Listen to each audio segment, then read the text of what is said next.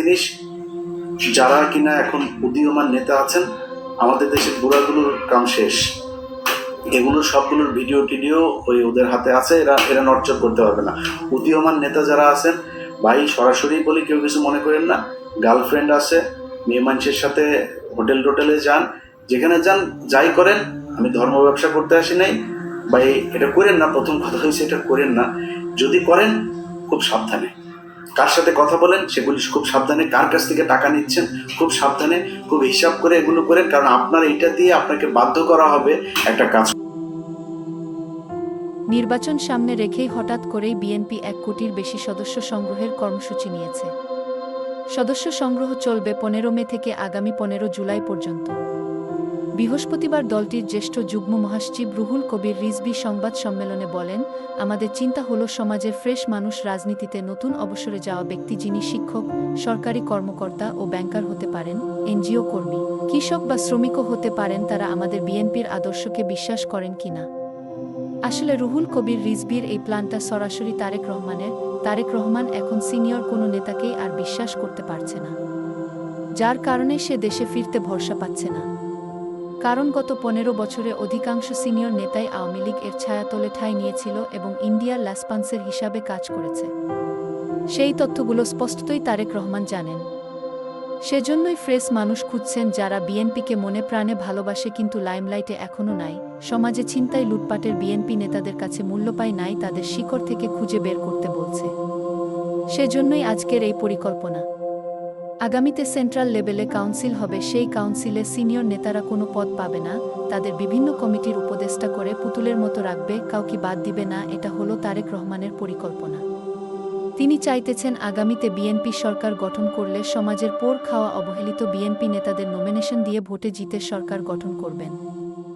এখন যে সব বিএনপি নেতারা দেখবেন কম কথা বলছে, মিডিয়াতে কম আসছে, তাদের জন্য আগামীতে অনেক ভালো হবে। আর যারা চাঁদাবাজি করছেন, নিজের দলের মধ্যে কোন্দল করছেন, তাদের আগামীতে কোনো পদ বা পদবিতে রাখবেন না। সেজন্যই বলা হচ্ছে এখন বোকা সাজুন, বোকার কোনো শত্রু নাই, আপনাদের জন্য দিন আসছে। তবে অন্য দল থেকে কিংবা আওয়ামী লীগ থেকে কেউ আসতে পারবেন কি না, এমন প্রশ্নে রুহুল কবির রিজভী বলেন, ধরুন কেউ দীর্ঘদিন রাজনীতি করেননি অথবা হয়তো একসময় আওয়ামী লীগ করতেন, কিন্তু আওয়ামী লীগের দুঃশাসন, বর্বরোচিত কর্মকাণ্ড, লুটপাট, টাকা পাচার পছন্দ করেননি, আওয়ামী লীগ থেকে সরে গেছেন, তারা আসতে পারবেন। রিজভী সাহেবের এই বক্তব্যের ভিডিও ব্যাপকভাবে প্রচারিত ও সমালোচিত হলে দলের পক্ষ থেকে একটি ব্যাখ্যাও দেওয়া হয়েছে।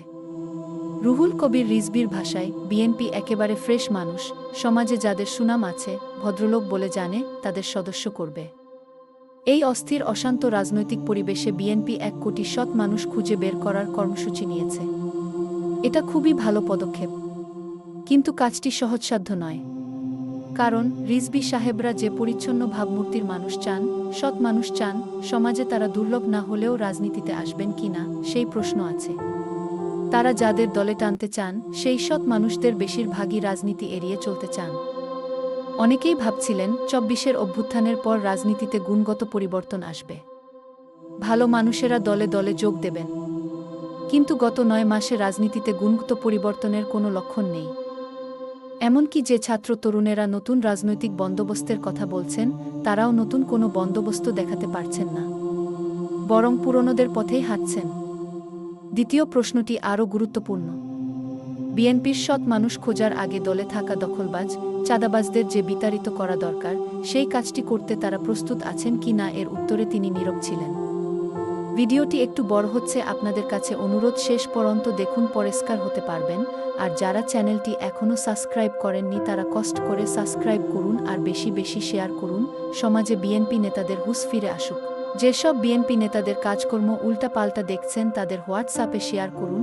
আপনি 10 জনকে শেয়ার করলে একজন পরিবর্তন অবশ্যই হবে। তাহলে চলুন ভিডিওর বাকি অংশ দেখতে থাকুন, দয়া করে খুব বিনয়ের সাথে বাংলাদেশের বিএনপি এবং জামায়াত আপনাদের কাছে বলতে চাই, বা ছাত্রদেরকেও বলতে চাই, ভাই আপনাদের ছাত্রদের সাথে খুব খারাপ একটা সম্পর্ক হয়েছিল, নতুন করে তাদের সাথে আমার সম্পর্কটা আবার আমি নিজেই তাদের সাথে শিথিল করেছি, মানে সুন্দর করেছি। অতএব এই সম্পর্কটা তাদের সাথে রাখতে চাই। আপনাদের কাছে অনুরোধ একটা, তাদেরকে আমি এটাই বলেছি যে ভাই এই প্রথম আলো, ডেইলি স্টার, এই ইন্ডিয়া, আওয়ামী লীগ এসব ফাঁদে পা দেওয়া যাবে না। আপনাদের আমার নিয়ে গালাগালি করেন, কিচ্ছু বলবো না, কিন্তু আমার যখন আপনারা দেখুন প্রথম আলোতে গিয়েছেন, তখন ভাই আমার রক্ত এগুলি টকবক করে ফুটতে থাকে, আমি নিজেরা কন্ট্রোল করতে পারবো না তখন। সো এটা তাদেরকে বলা আছে। ছাত্রদেরকেও বলি, ভাই আমারে কারোর ক্ষমতার ভাগ দেওয়ার দরকার, আমি কারোর কাছে কোনো চেয়ার চাই না, কোনো পদও চাই না, কিছুই চাই না, 1 টাকাও চাই না। যেখানে ছিলাম ওইখানেই আছি, এইখানেই থাকবো। আল্লাহ যেন সারা জীবন ওই জায়গাতে রাখে। আল্লাহর কসম করে বললাম ভাই, এই ভিডিওটা যখন রেকর্ড করছি তার কয়েক মিনিট পরে মাগরিবের নামাজ, এই সন্ধ্যার সময় সবার সামনে আল্লাহর কসম করে বললাম, মৃত্যুর 8 দিন পর্যন্ত এই জায়গাতেই থাকবো ইনশাআল্লাহ। এই দেশের সার্বভৌমত্ব রক্ষায় আমার অনেক ভুল থাকতে পারে, কিন্তু নিজেকে নিজের জানতে আমি আমার নিজের সজ্ঞানে কোনোদিন এই দেশের বিরুদ্ধে অবস্থান নেব না, এটা মনে রাখেন। সো আপনাদের দেশ আপনারা চালাবেন, আপনারা ক্ষমতায় আসবেন, আপনারা বিরোধী দলে যাবেন, যা মনে চায় করেন, কিন্তু এই দেশটা এই দেশের ভেতরেই থাকতে হবে। ভাই চাঁদাবাজি করেন, কোন ছাত্র কার কাছ থেকে টাকা নিয়েছে, কোন বিএনপির লোক কোন জায়গায় চাঁদা নিয়েছে, কোন জামাতের লোক কোন জায়গায় চাঁদা নিয়ে, আমার যায়ও না আসেও না, যা মনে চায় করেন, শুধু টাকা বিদেশে পাঠায় না। আর ওই এদের সাথে হাত মেলানো যাবে না। এদের সাথে যে হাত মেলাবেন তারে আমি যখন যেভাবে আগেও বলেছি এখনো, যখন যেভাবে তাকে ন্যাংটা করার সুযোগ পাবো আমি কিন্তু ন্যাংটা করে দেবো। তো ওই জায়গাটা ঠিক রাখেন। আর আপনাদের কাছে সবচেয়ে বড় অনুরোধ যেটা, সেটা হচ্ছে যে আপনারা তো ক্ষমতা চান, তাই না? ক্ষমতা চাইতে হইলে আপনারা যেটা মনে করছেন যে আমরা মনে হয় তৃতীয় কোনো পক্ষকে সুযোগ সুবিধা, না ভাই, আপনার মাথায় রাখতে হবে তারেক রহমান এখনো পর্যন্ত দেশে ফেরে নেই। নিশ্চয়ই দেশে ফেরার মতো পরিস্থিতি হয় নাই, তাই ফেরে। খুব সিম্পল হিসাব, কেন হয় নাই, যে কারণে হয় নাই সেটা আপনারা নিজেরা চিন্তা করেন। কারা কারা এখনো পর্যন্ত সেই সরকারের এই কি বলে এই আওয়ামী লীগ সরকারের লেসপেন্সার যারা যারা এখনো পর্যন্ত আছে তাদেরকে সরানোর ব্যবস্থা করেন। প্রথম আলো, ডেইলি স্টার সহ এই যে সন্তোষ শর্মা টর্মা এই যারা যেগুলো আছে এগুলোর ব্যাপারে চোখ কান খোলা রাখেন। ভাই এখনো পর্যন্ত নিজেদের মধ্যে এই দ্বন্দ্ব করার সময় এখনো আসেনি। এখানে যদি ভারতকে যদি আবার আপনি সুযোগ দেন, ভারত হাসিনা আসতে পারবে না হয়তো, কিন্তু ভারত ওই আওয়ামী লীগের মধ্যে আরেকটা শক্তিকে এখানে দাঁড় করাবে। তো সেটা যদি হয় আপনার মাথায় রাখতে হবে, আপনাদের বিএনপি করেন যারা, আপনাদেরকে ভাই পরীক্ষা নেওয়ার কিছু নাই। আপনারা এই গেল 15 বছরে যারা কিনা এখন নতুন করে আবার বিএনপিতে যোগ দিচ্ছেন তারা না, এই গত 15 বছর যারা বিএনপি করেছেন, সে ভালো খারাপ যা মনে চায় এইটা প্রমাণ করেছেন যে আপনি ভাই দেশপ্রেমিক, এবং ভারতের ব্যাপারে আপনি কোনো ছাড় দেন নাই। কিছু তো আছে বিএনপি জামাতের মধ্যে কিছু আছে যারা কিনা ভেতরে ভেতরে তাদের সাথে যুক্ত ছিলাম, তাদের কথা বলছিলাম, কিন্তু বাংলাদেশের সংখ্যাগরিষ্ঠ বিএনপি জামাত পরীক্ষা দিয়ে এসছেন আপনারা। আপনাদের এই দেশের অনেক অবদান, আপনাদেরকে তুচ্ছ তাচ্ছিল্য করে আপনাদের বিরুদ্ধে কথা বলার ওই শক্তি সাহস কোনোটাই আমার নাই। আপনাদের কাছে খালি অনুরোধ ভাই, আল্লাহর ওয়াস্তে আওয়ামী লীগ এবং ভারত এই দুইটার ব্যাপারে আপনাদের সজাগ থাকতে হবে। আমার ব্যাপারে, আমাদের ব্যাপারে আপনাদের কোনো টেনশন করার দরকার নেই যে আমরা মনে হয় উস্কাচ্ছি কাউকে বা কোনো কিছু, এরকম কোনো কিছু না। এখানে সেনাপ্রধান চাচ্ছে সে একটা সেনা শাসনের দিকে নিয়ে যাইতে, তার একটা বলয় তৈরি করতে, বিভিন্ন জায়গায় তার প্রভাব বিস্তার করতে। এটার ব্যাপারে আপনাদেরকে সজাগ থাকতে হবে। সেনাবাহিনীর কোনো ফাঁদে কেউ পা দেবেন না। সেনাবাহিনী যদি নাকি কোনো নোট দেয়, কোনো কিছু দেয়, আমি নিজেও এখন এই ব্যাপারে খুবই অ্যালার্ট। কোনো কিছু কেউ দিলেই আমি সেটা সেনাবাহিনীর পক্ষে বিপক্ষে কারোর এটা বলার ব্যাপারে আমি খুব চেক করে তারপরে করি। আপনারা সেটার ব্যাপারে সজাগ থাকবেন।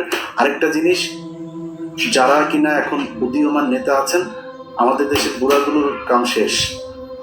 এগুলোর সবগুলোর ভিডিও টিডিও ওই ওদের হাতে আছে, এরা নড়চড় করতে পারবে না। উদীয়মান নেতা যারা আছেন ভাই, সরাসরি বলি, কেউ কিছু মনে করেন না। গার্লফ্রেন্ড আছে, মেয়ে মানুষের সাথে হোটেলে যান, যেখানে যান যাই করেন, আমি ধর্ম ব্যবসা করতে আসি নাই ভাই, এটা করেন না। প্রথম কথা হয়েছে এটা করেন না। যদি করেন খুব সাবধানে, কার সাথে কথা বলেন সেগুলি খুব সাবধানে, কার কাছ থেকে টাকা নিচ্ছেন খুব সাবধানে, খুব হিসাব করে এগুলো করেন। কারণ আপনার এইটা দিয়ে আপনাকে বাধ্য করা হবে একটা কাজ করতে হবে। আপনার যখন একটা ভিডিও থাকবে, আপনার যখন একটা অডিও থাকবে, আপনার টাকা লেনদেনের কোনো একটা ডকুমেন্টস থাকবে, তখন আপনাকে দিয়ে যে কোনো কাজ করাইতে তাদের সুবিধা হবে যে তোমার এটা ছাড়া দেবো, তাতে এটা করো। সো ওই সুযোগটা আপনারা দিয়ে না। আমাদের উপরের যারা আছে সিনিয়র নেতা শেষ, সবার জীবন শেষ। এগুলো ইন্ডিয়ার কাছে ধরা, প্রথম আলোর কাছে ধরা। প্রথম আলোর যে এই যে মেরিল প্রথম আলো আছে না, এই যে নর্তকীদের এনে যে দেওয়া হয়, এই নর্তকীদের দিয়ে তারপরে টানা হয়, বড়শি দিয়ে তারপরে মাছ টানা হয়, টেনে এনে তারপরে বড়শির মধ্যে করে এগুলো দিয়ে সারা জীবন শিকার করা হয় চারিদিকে।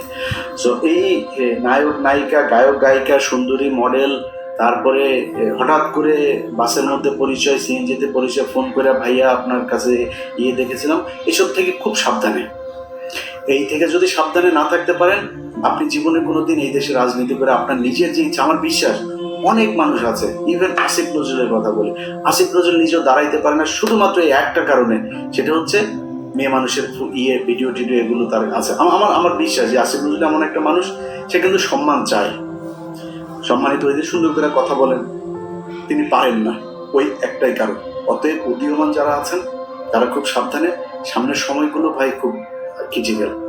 আমরা চাই ইউনূস একটা সুন্দর পরিস্থিতির ভেতর দিয়ে নির্বাচন দিবে, এবং সেই নির্বাচনটা যত দ্রুত সম্ভব তত দ্রুত দিবেন, যাতে এই দেশে নির্বাচিত একটা সরকার আসতে পারেন এবং সেই সরকারের অধীনে আমাদের দেশ চলবে। তার আগ পর্যন্ত সবাইকে খুবই হিসাব করে চলতে হবে। বিএনপি জামাত, আপনাদের ভেতরে যে দ্বন্দ্ব ভাই, অনেক নতুন নতুন বিএনপির সাপোর্টার হয়েছে যারা কিনা এখন নিজেকে বিরাট বিএনপি দাবি করার জন্য সারাদিন জামাতের বিরুদ্ধে বলে। জামাতের কিছু পক্ষের লোকজন এসে যারা সারাদিন, আমি ভাই জামাতের নেতা তারেক রহমান, শফিকুর রহমান, সবাই নিয়ে যা মনে চায় বলবো, আমার যদি কোনো কিছু বলতে ইচ্ছা করে আমি বলবো। এইটা মনে রাখেন, আমি আওয়ামী বিরোধী ভাই, আমি ইন্ডিয়া বিরোধী, এইটা মাথায় রেখেন। যদি আপনাদের বিরুদ্ধে কিছু বলি, শুধু ওই জায়গায় আমাকে আঘাত করলে, প্রথম আলো, ডেইলি স্টার, সন্তোষ, ইন্ডিয়া, এগুলোর ব্যাপারে যদি আঘাত করেন আমি আপনার বিরুদ্ধে বলবো, এর বাইরে আমি বলবো না। কিন্তু নতুন নতুন গজিয়ে ওঠা কিছু বিএনপি জামায়াতের সাপোর্টার হয়েছে, তাদের দেখানো রাস্তায় নিজেদের মধ্যে গুতাগুতি বন্ধ করেন, গুতাগুতি করেন। এই দেশে বিএনপি ক্ষমতায় আসবে, জামাত বিরোধী দল হবে, এনসিপি বিরোধী দল হবে, এনসিপি ক্ষমতায় আসবে, জামাত বিএনপি বিরোধী দল হবে, কোনো সমস্যা নেই, দেশ চালান আপনারা এইভাবে। আপনারা মন্ত্রী হন, এমপি হন, যা মনে চায় হন, আমাদের কোনো যায় আসবে না। কিন্তু নিজেদের ভেতরে ঠিক রাখেন, আওয়ামী লীগ ইন্ডিয়ার ব্যাপারে একদম সুস্পষ্ট একটা অবস্থান রাখেন। ওই জায়গাটা ঠিক না রাখতে পারলে সামনের পরিস্থিতি কোন দিকে যায় সেটা বলা খুব মুশকিল। যাই হোক, ভিডিও অনেক লম্বা হয়ে